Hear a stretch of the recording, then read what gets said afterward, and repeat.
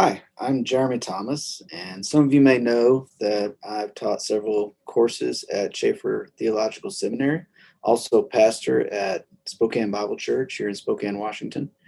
And now I'm going to be teaching another class. This one is BE 307, which doesn't sound very exciting, but Acts and Paul's epistles. So the entire book of Acts and all of Paul's 13 epistles will be dealt with.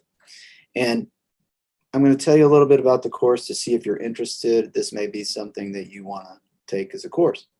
So we'll meet for basically 15 weeks at 3 hours each time with some nice breaks in there. But what we want to do is basically cover the entire book of Acts chronologically. And so when we get to the missionary journeys of Paul, we'll pause in the book of Acts and we'll go to the letter that was written about that time. So after we finish the first missionary journey, then we'll look at Galatians, and then we'll look at 1st and 2nd Thessalonians. We'll come back to Acts, further press on, and then do the same thing with 1st and 2nd Corinthians and Romans and all the other books, the epistles that Paul wrote. So this is obviously going to be a pretty fast-paced course. So you're probably wondering, how in the world are we going to get through all that?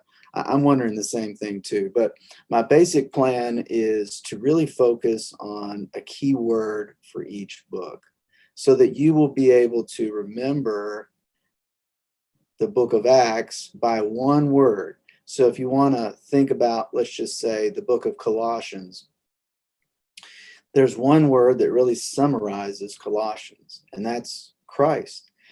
Colossians is dealing with Christology. And so if you want to really delve into the deity of Christ, you've got Jehovah's Witnesses or Mormons maybe that you're discussing. They don't believe in the deity of Christ. Your best friend is going to be Colossians. And hopefully you'll always be able to remember that because you've learned a key word that goes with Colossians. That's Christ. We do the same thing with the book of Romans. Take one word, the word righteousness.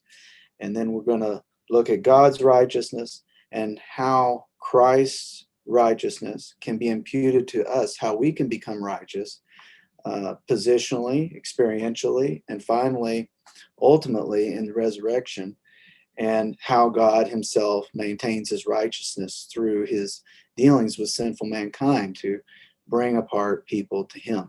So that's one aspect, a key word. I also want to deal with just key ideas in the book and the main or key passages. Emphasize those, really spend some time on those when we go through those books, bury ourselves a little bit in some of the troublesome or difficult passages and resolve some of those. And lastly, really just kind of focus on the argument of the book. Everything in a book is arranged by the author to basically support an argument that he's making. And that's the importance of the grammatical, contextual, historical hermeneutic. Is what we're trying to do is understand, what did the author try to communicate? Its authorial intent. And if we can understand his argument and the overall picture, then we can see how each pericope is contributing to that overall argument. And that's what keeps us contextual in our conclusions and not arbitrary or reading something into the text.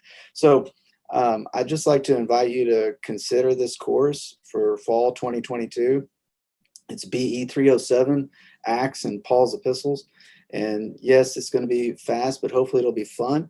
And if you've had me as professor before, you know there's a lot of give and take, and I believe in that methodology of learning. So I hope you'll join us.